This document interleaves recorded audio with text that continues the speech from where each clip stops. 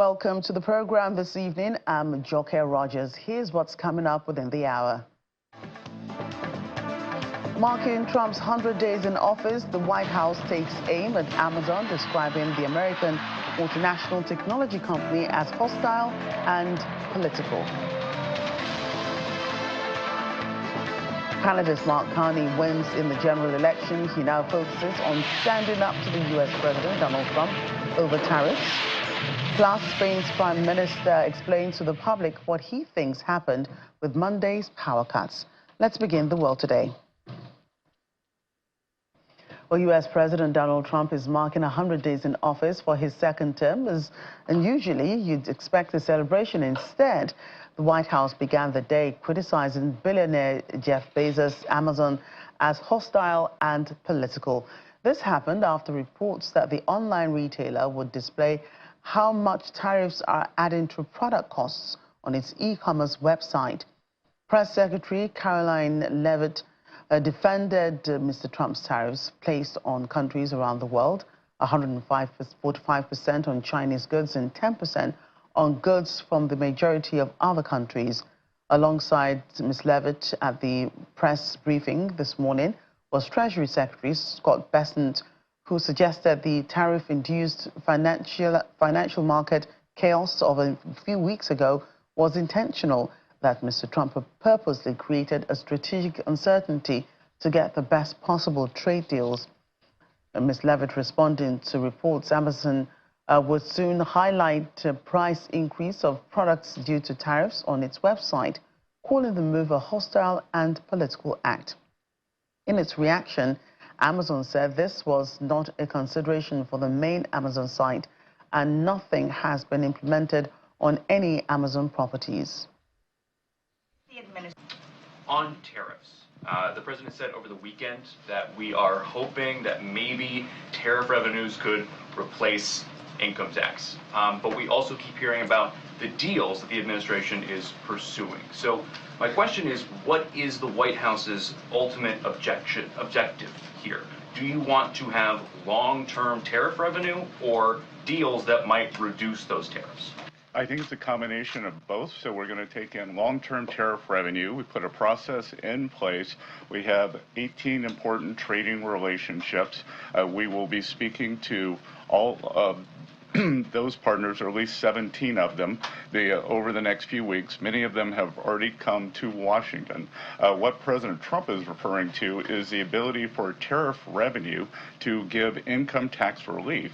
And I think there's a very good chance that we will see this in the upcoming tax bill. The Chinese continue to say that the U.S. and China are not engaged in any consultation or negotiation on tariffs. You recently said you've talked to your counterpart, but more about, quote, traditional things like financial stability. So can you clarify, is the administration talking to Beijing specifically about tariffs or not? Well, we're not going to talk about who's talking to whom, but I think that, over time we will see that the Chinese tariffs are unsustainable for China. I've seen some very large numbers over the past few days that show if these numbers stay on, Chinese could lose 10 million jobs very quickly, and even if there is a drop in the tariffs, that they could lose 5 million jobs. So remember that we are the deficit country.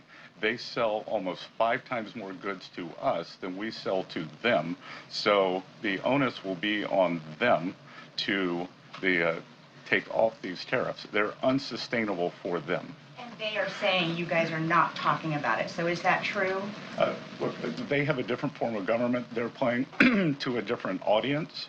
So I'm not going to get into the nitty-gritty, again, of who's talking to whom. But as I said, I believe for the Chinese, these tariffs are unsustainable. I will take this, since I just got off the phone with the president about Amazon's announcement. This is a hostile and political act by Amazon. Why didn't Amazon do this when the Biden administration hiked inflation to the highest level in 40 years? And I would also add that it's not a surprise because, as Reuters recently wrote, Amazon has partnered with a Chinese propaganda arm.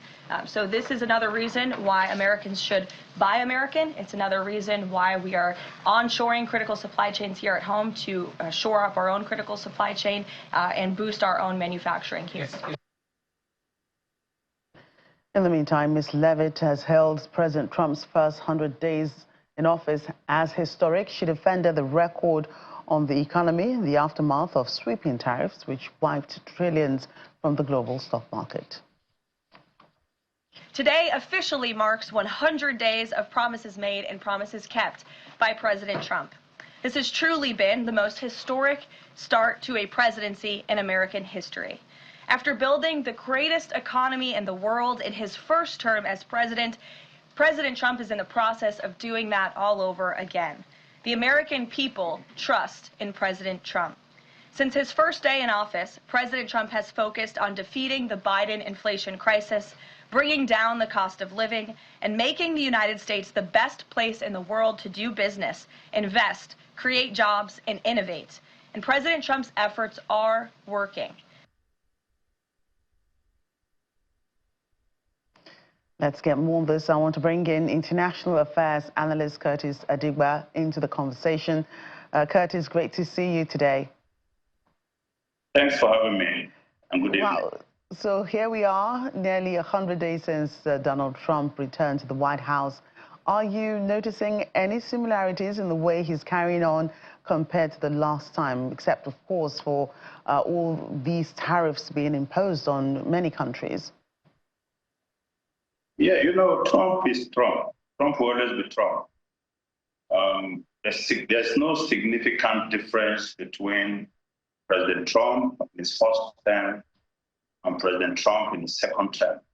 What we have just seen that is slightly different is the way and manner he has gone about doing what he believes is in the best interest of the United States of America. Otherwise, it's basically the same Trump. He lost his tariffs.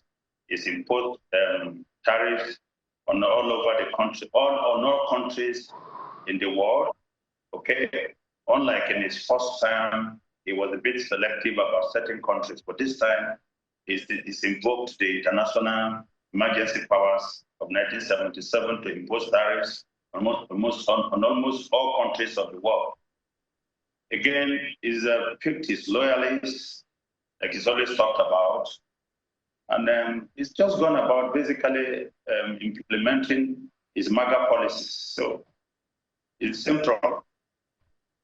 Right, and White House Press Secretary Caroline Leavitt says the first 100 days have been historic. She's not far from the truth. It has been a long time since we ever saw these many changes in the White House and from the White House. How do you think that plays into America's history when it's studied later?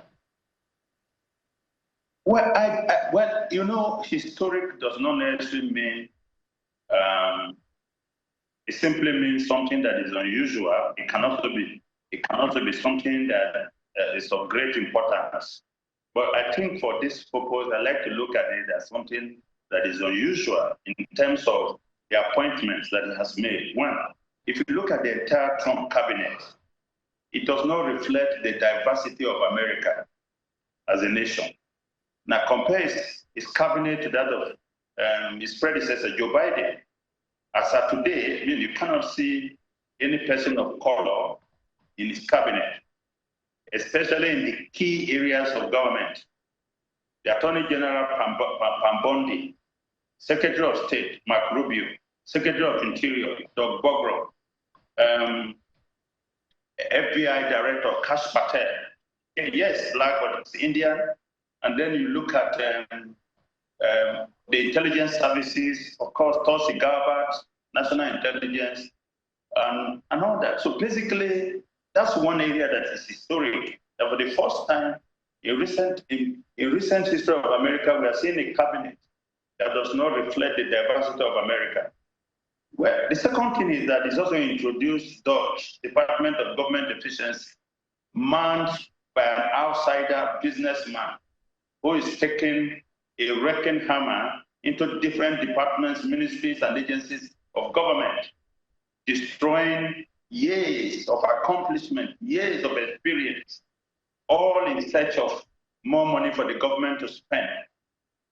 And then, for the first time, we are also seeing an American president who does not believe in DEI, which stands for diversity, equity, and inclusion. And look, people don't understand that DEI does not just mean that the people of color that are hired to work in certain departments or agencies and ministries are inferior in terms of qualification, knowledge, and education. It simply means that America is hiring, even from among qualified people, different people of different colors to show the diversity of America. He said he doesn't believe in that. And also, he's taking a hard line on immigration to the extent that farmers in manufacturing outfits in America today cannot find even workers. So when you look at these things put together, and then the fact that Trump is trying to govern by executive orders, notwithstanding that he has the two houses of the Congress, he's got majority in them. Trump has signed a total of 130 executive orders in 100 days. Trump also, by his actions, has generated 220 lawsuits against his government. This is historic. It's also historic that the president is going all out to attack judges who disagree with his policies. Judges, District Judge James Bosca was attacked by the president and his vice. In fact, he called for his impeachment by the Congress. And only last week, Judge Dugan in Wisconsin was arrested by the FBI for preventing them from arresting someone that they said they were looking for right in her court. So when you put all this together, of course, and then the retribution, going after those perceived to be political enemies, it took away the security clearance of Joe Biden. Yes, you can argue that former President Biden also did the same thing to him, but he went after someone like Chris Krebs and Mike Taylor. These were people who said, look, the fact that he didn't win the last election and that it was not rigged. So when you put all this together, you will say, well, the first 100 days of Trump is indeed historic. Do you talk about some of the cabinet members as you were talking about, how well or the president's choices in the last 100 days are being perceived? All the executive orders that he's signing, someone must implement them. So how do you rate the performance of his cabinet now in the last 100 days? So I think all the members of his cabinet are playing to one audience, and that is Trump. Look, basically, the Attorney General, who is supposed to be the Chief Law Enforcement Officer of the United States, has made it clear that she's there to carry out the orders of President Trump and nothing else. Kash Patel of FBI used the same set of language used by Trump to describe the FBI as deep state. It's just going to dismantle everything from there.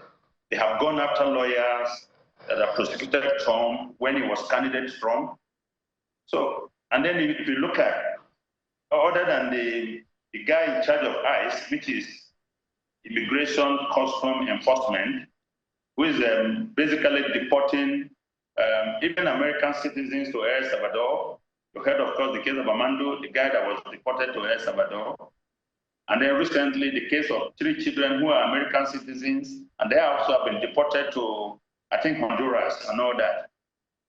And when you look at, I think the most prominent of all his cabinet members, you could say 2 of them, the Treasury Secretary, Scott Bessent, and then the Secretary of State, Marco Rubio. But if you want to look at critically their performance, given the fact that Trump promised to lower inflation and to reduce the cost of living for Americans, that has not happened, okay? Bessent has been pushing back on some of the policies of Trump, some of the things that he just announced off the cuff. trying to stabilize the market, but the market largely has been performing badly. That's one. So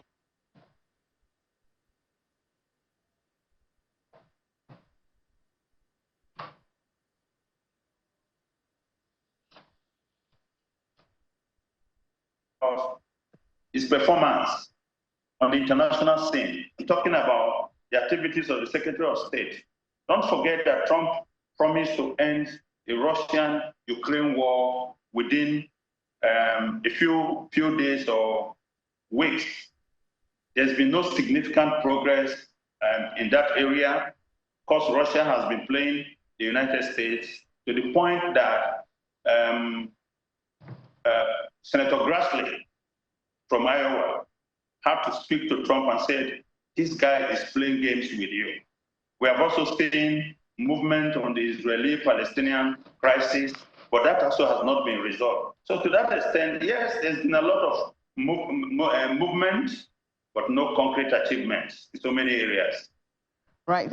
So according to some recent poll, Curtis, done on the Trump presidency, Mr. Trump is the only post-war president to have less than half the public support at 100 days in both terms for a president who received perhaps one of the highest numbers at the polls. Why do you think that is? So, but on the basis of what I just explained to you, don't forget that in the course of the campaign, this president promised to help Americans. Yeah. He said he was going to bring back the golden age of America. He was going to make America great again. But what he has done so far, by introducing tariffs, the cost of living has gone up for Americans. So when you're looking at the economy, his performance in the economy is very low. Immigration, again, is called low, okay? And then when you look at how he's dismantled some of the critical infrastructure, like the Department of Education, diversity, inclusion, equity and inclusion. The fact that he's brought a billionaire from outside who has come into government destroying support system for the poor in America meant that so many Americans who voted for him have now turned against him. And that is why you are seeing him pulling at 41%, which is the lowest in the last 7 decades. You are also seeing that he's become the most unpopular president ever in the history of America at 100 days rating. And that is because Americans are finding that issues of kitchen and table, that he promised that he was coming to solve, as he has left them unattended because he's gone to fight for tariffs that he didn't need to fight for. Now, and he believes that when he imposes tariffs on other countries, that the United States is making money because these countries are paying taxes to the US. And that is where he's mistaken. Tariffs are not exactly taxes paid by foreign countries. Tariffs are taxes that are paid by Americans who are consuming foreign goods coming into their country. And that is the reason why so many Americans today are beginning to bemoan their fate and say, look, we probably made a huge mistake by electing this guy. And that is why it's unpopular. Right. And it's 100 days too early, Curtis, do you think, to assess the success of any presidency? But, our focus today is Donald Trump, going by everything we've been talking about. Well, I don't think that 100 days are enough, but of course indicates clearly the direction of any government. He might hit a reset, but I don't think that knowing who Trump is, that will be easy. And that, because you see, first of all, he has to understand that he's on the right path. He has to understand that he's not doing what he promised the American people that he would do. Now, he has to understand that he needs to focus more on delivering for the American people than just playing politics of satisfaction. Okay? Now, if he can pull back the curtain and say, okay, look, the guys who elected me are not happy with me, and then I need to hit the reset button. You could argue that, yes, 100 days out of 4 years is probably not enough. But knowing who Trump is, a man who decides on the course and never wants to look back, it might be difficult for him to hit the reset button. This is what I think will happen. Next year, we have an election, the midterm election, okay?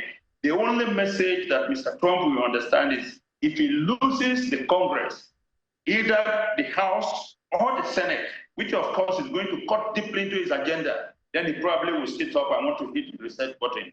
But until then, it's still going to be Trump. But this is what I found very troubling. That in spite of the fact that he controls both chambers of the US Congress, he's not had serious wins from the Congress. He's been busy signing executive orders on basically everything. So that tells you that he's finding things difficult, even with the Congress that his party dominates. Right, Mr. Adigba, thanks again. And thanks for having me. And still to come on the program. Iran says negligence was reason for explosion at a major port in which at least 70 people were killed. Details in a moment. Please stay with us.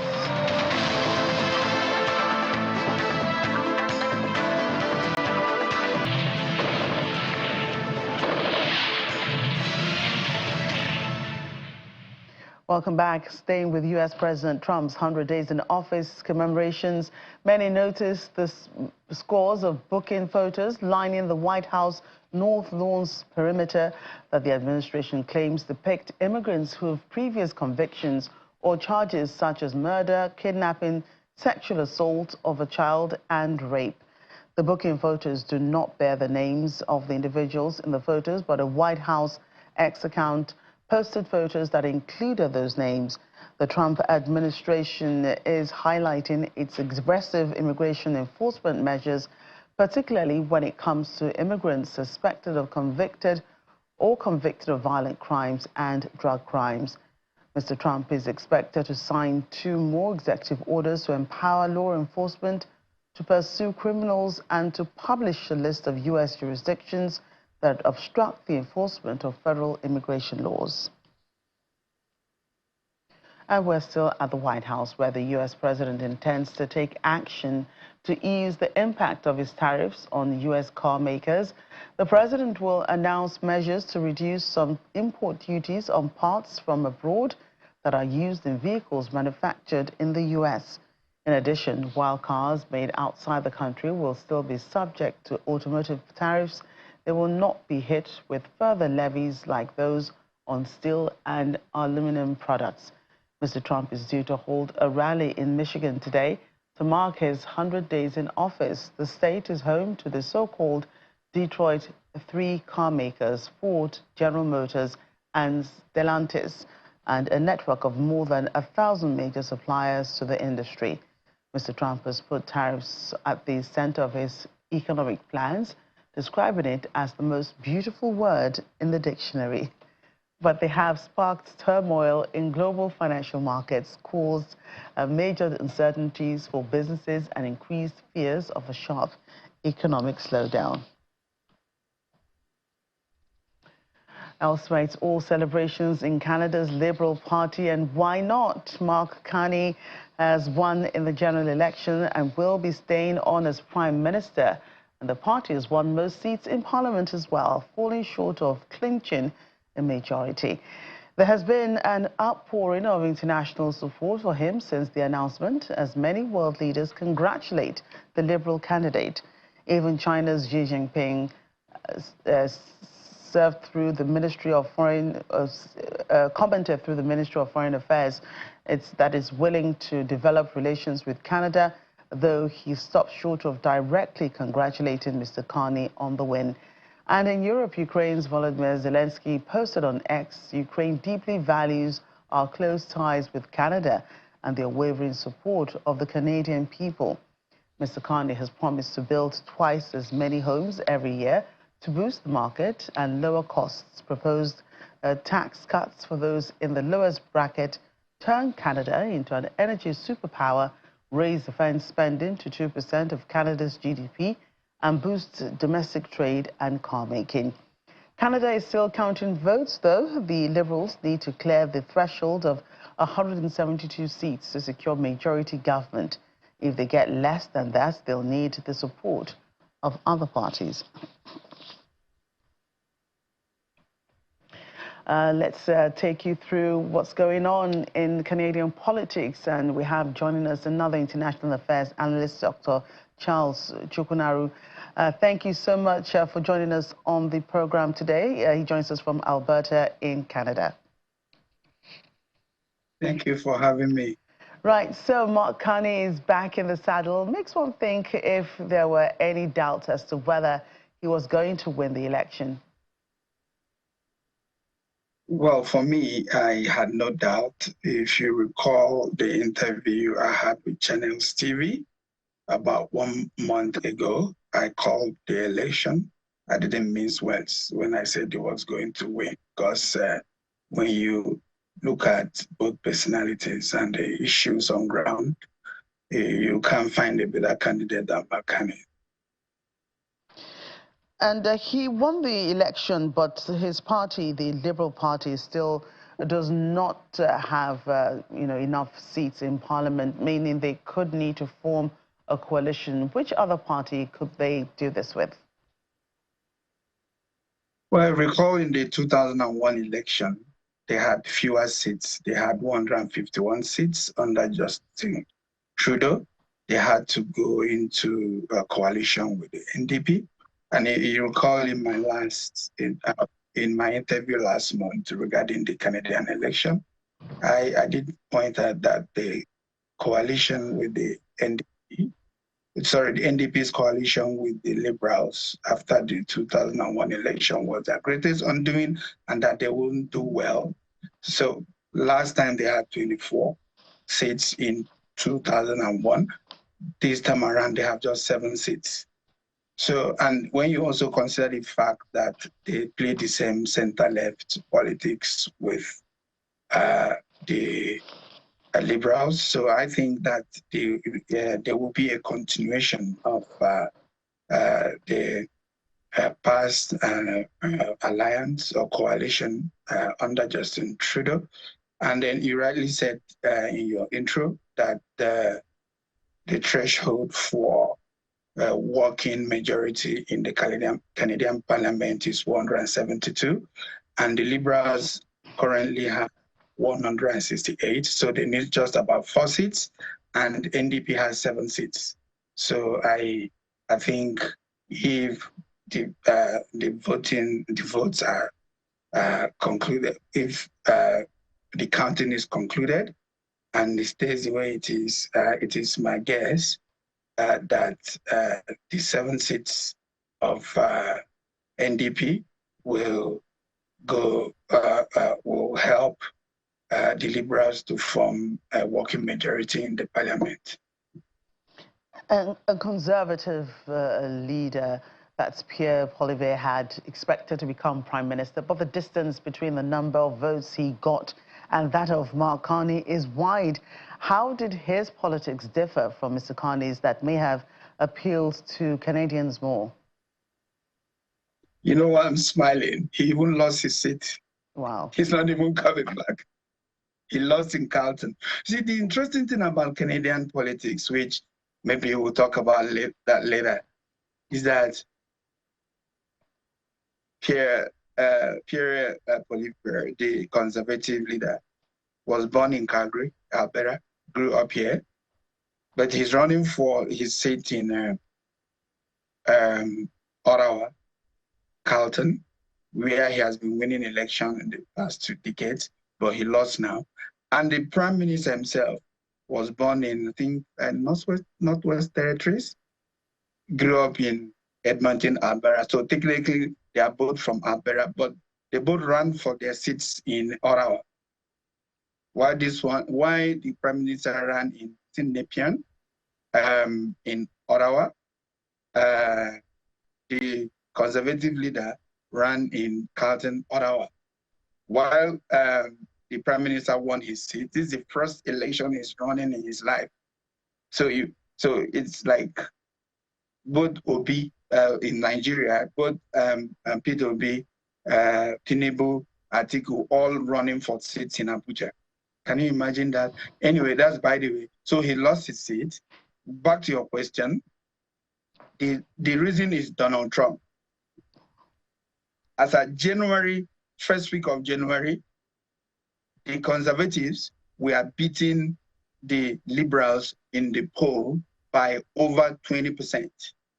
In fact, it was rumored that the Liberal Party may not even have enough votes to become an official national party. In Canada, the parties in parliament will have a minimum of 12 seats to have the status of an official party. So it was even rumored that the Liberals may not even become an official party. That was how poor their poll rating was. But with Donald Trump coming to power in the US, Justin Trudeau stepping down and bringing someone like Carney to fill in,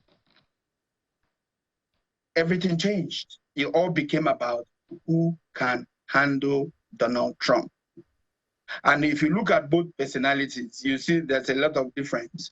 While Carney has a PhD in economics, studied in Harvard and Oxford, he has been governor of Bank of England, governor of Bank of Canada, the first individual to be the governor of central bank of two G7 countries.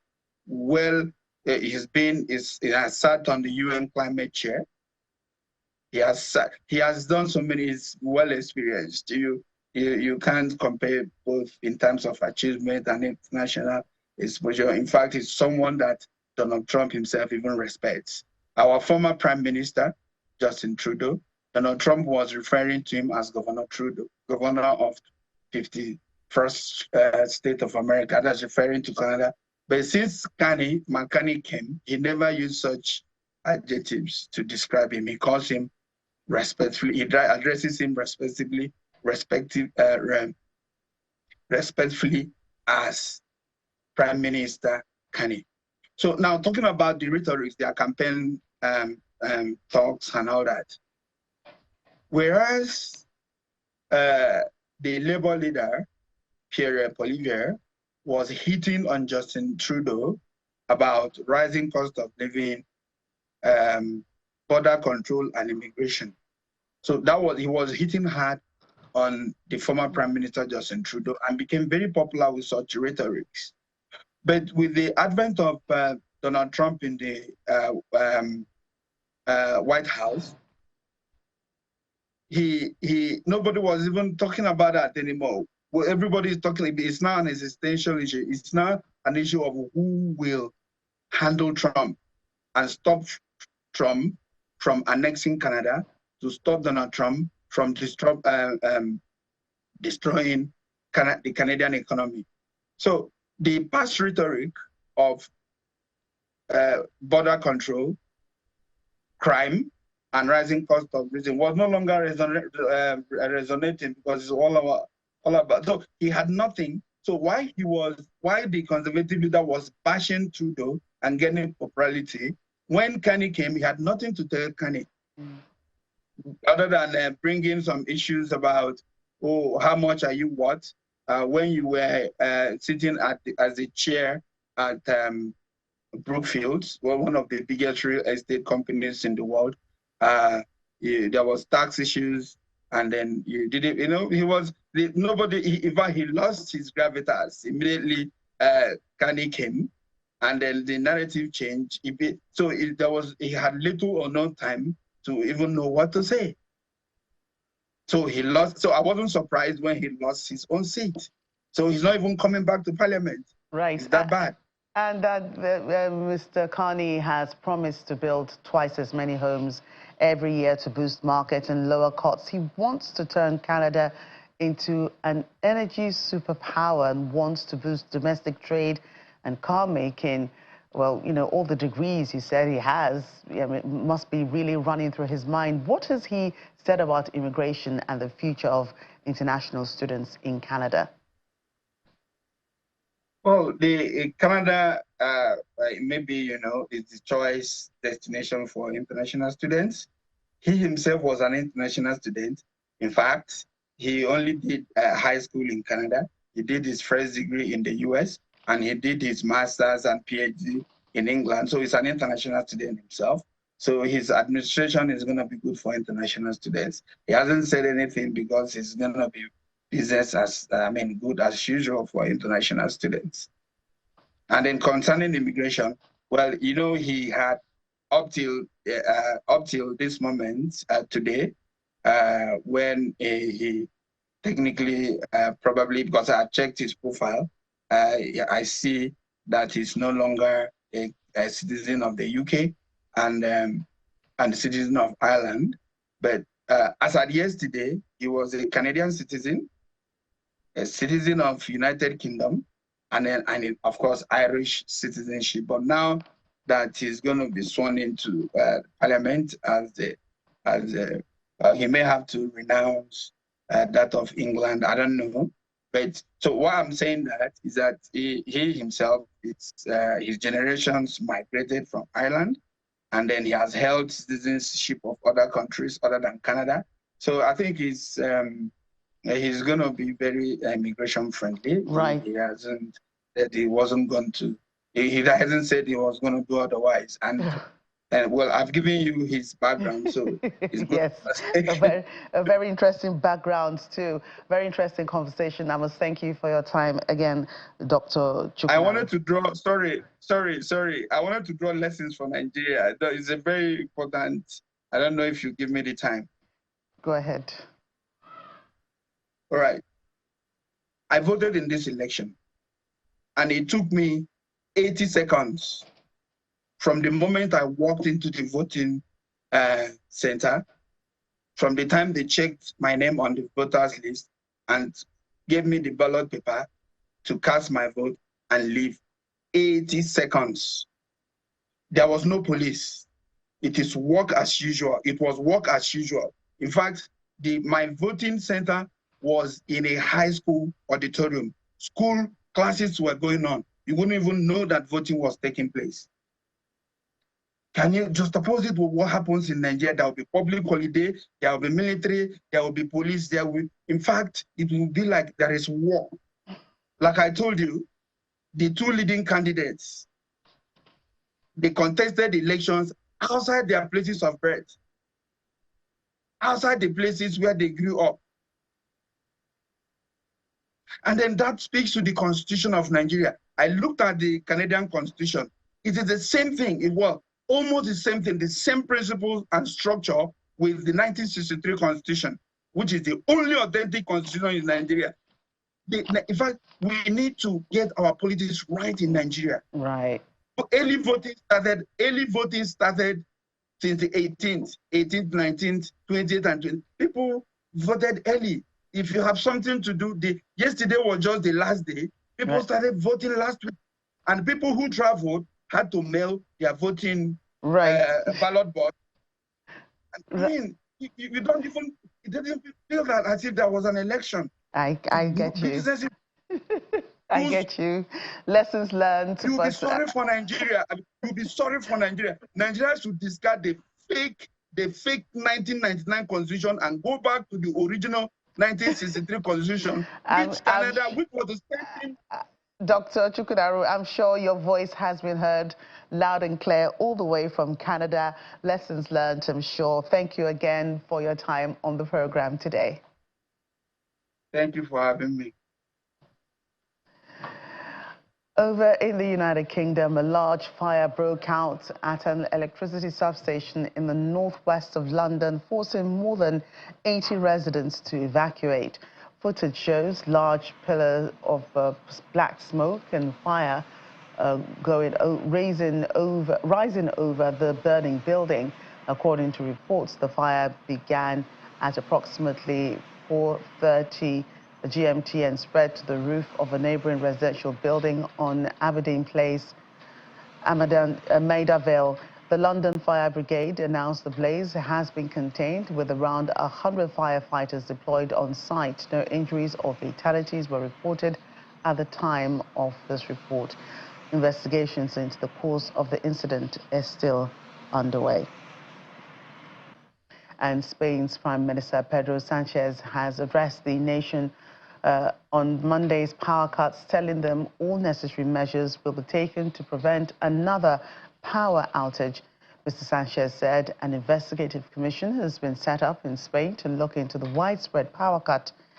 The commission will be led by Spain's Ministry of Ecological Transition, which will work with the Spanish National Cybersecurity Institute, the National Cryptology Center, and the National Competition Market Commission.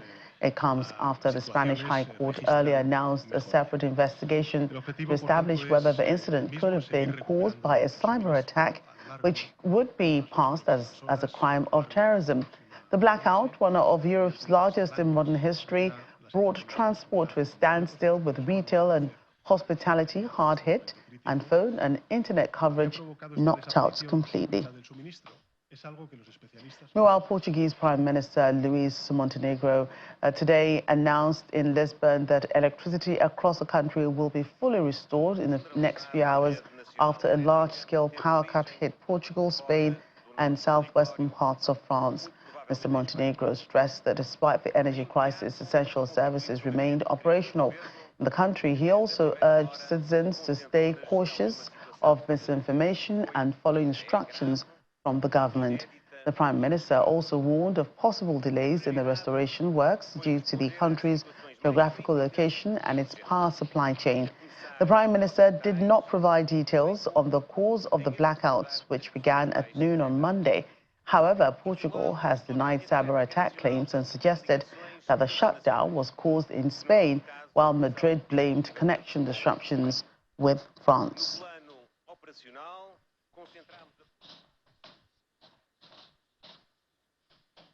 And still to come. Russians mark the 80th Victory Day celebrations with a retro car rally. That's in a moment. Please stay with us.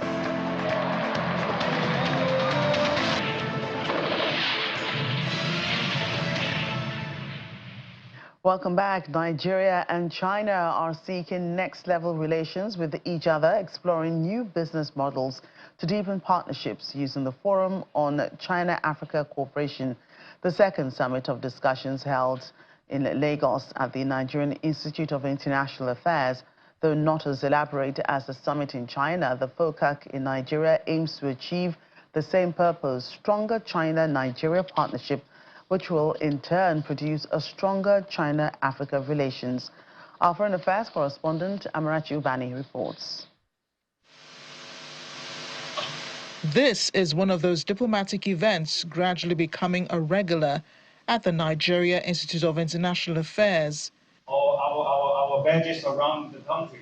This time it's the Chinese delegation led by the Consul General Yan Yuqin, representatives of the Lagos State government, members of the diplomatic corps and business thought leaders participating in the second Lagos Forum on China-Africa Cooperation Beijing Summit.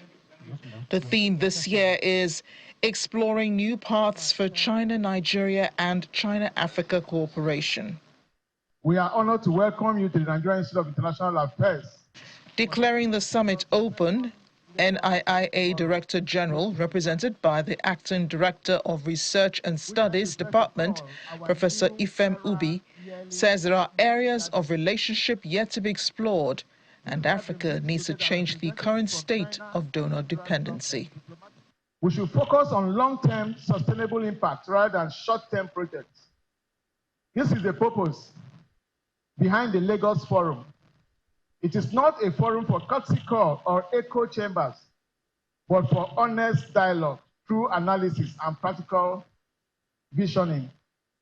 As we convene in the esteemed chambers of the NIA, where we are all seated, Nigeria and Africa's foremost think tank in Lagos will stand at a crucial juncture in the trajectory of Nigerian-China relations. The Chinese Consul General Yan Yuqin celebrated 54 years of partnership with Nigeria before addressing current global realities such as the trade war with the United States. She emphasized the necessity of development for all countries and not the rights of a few.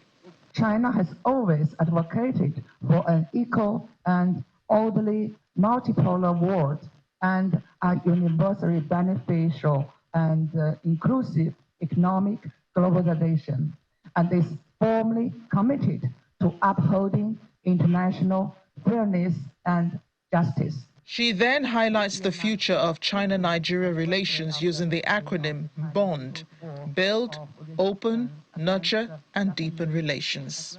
For the future of China-Nigeria cooperation, represented by the four letters B-O-N-D. Firstly, B, build. Jointly build a high-quality Belt and Road connectivity network. China is ready to continue working together with Nigeria to deepen infrastructure cooperation in key sectors such as transportation, energy, and telecommunication. We are taking projects like the Lagos-Ibadan Railway, the Lagos Rail Mass Transit, and the Lekki Deep Sea Port, and so on. Representing the Lagos State Government is the Commissioner for Commerce, Mrs. Folashade Ambrose Medebem, who presented what could be referred to as the perfect sales pitch to any investor in the state, describing Lagos as a 21st century economy. As we reflect here today on the outcomes of the recent FOCAC Beijing summit, Lagos State aligns strategically with the commitments made, particularly in areas of infrastructure, financing, industrialization, human capital development, and trade expansion. We see immense opportunities to further our collaboration with China, leveraging platforms like FOCAC to drive significant growth, significant investments, technology transfer, and sustainable growth. President of Goods Made in China Importer Association, Mr. Charles Udeogarnia, drives home some hard truths. Finance is power. The Chinese government empowers their enterprises to be competitive. We do not have such. I appreciate the infrastructure developments coming in. That's good. But we also need to be empowered financially for us to compete, for us at least to produce toothpicks we use after eating. It's important. If we cannot do that, then let's open our doors and bring the Chinese who have access to finance to come here and help us produce some of these products, and we will export from here to other nations, at least the African market. A visit to the Chinese corner at the library of the NIIA ends the morning session. The corner was opened on December 31st, 2024, and is open to all. Amarachi Ubani, Channel Television News. Elsewhere now, 4 people, including children, have been killed after a car drove into an after-school camp in a village outside Chicago, the United States. Police say the deceased, who were aged between 4 and 18, were killed after the vehicle drove into the east side of a building housing the Why Not after-school camp in Chatham, Illinois. The driver and sole occupant of the vehicle had no apparent injuries and was transported to a nearby hospital for evaluation. It was not immediately clear what caused the crash, and authorities did not specify whether they believe it was intentional or an accident. And prosecutors have dropped some of the charges against an Australian woman accused of killing 3 relatives and seriously injuring another with a toxic mushroom lunch. Erin Patterson will not face trial over allegations that she also attempted to murder her husband after those charges were withdrawn. She still faces 4 charges, 3 counts of murder and 1 of attempted murder. The 50-year-old has always maintained her innocence and has pleaded not guilty, with her trial to begin in the Supreme Court of Victoria on Wednesday. 3 people died in hospital days after the July 2023 lunch, including Ms. Patterson's former in-laws, 70-year-old Don Patterson and Gail Patterson, as well as Gail's sister, 66-year-old Heather Wilkinson. Heather's husband, 68-year-old Baptist pastor Ian Wilkinson, survived after weeks of treatment in hospital. The 21st International Festival of Sand Sculptures, dedicated to the 80th Victory Day, opened in the Alex Visky Revlin of the Peter and Paul Fortress in St. Petersburg on Thursday. Artists were seen working on sculptures depicting heroic deeds of the soldiers, with wild images from the siege of Leningrad were shown, along with films. Victory Train at Belaruski Railway Station, Road of Life, Battle of Kursk, Soldiers at Rest, and the Female Face of Victory. Festival director Alina Petrova said that each of the sculptors represented a personal vision of the commemoration, adding that I myself am the granddaughter of Leningrad siege survivors, so this is very personal for me. She also explained the huge amount of planning that went into the event, saying that this year more than 1,000 tons of the purest sand brought from the Leningrad region and is selected from the quarries because they contain a small amount of clay, so that the sculptors can depict finer things and details in their works. More than 20 sculptors from different regions of Russia and Belarus took part in the festival. This year, the exhibition will be open to the public until August 24.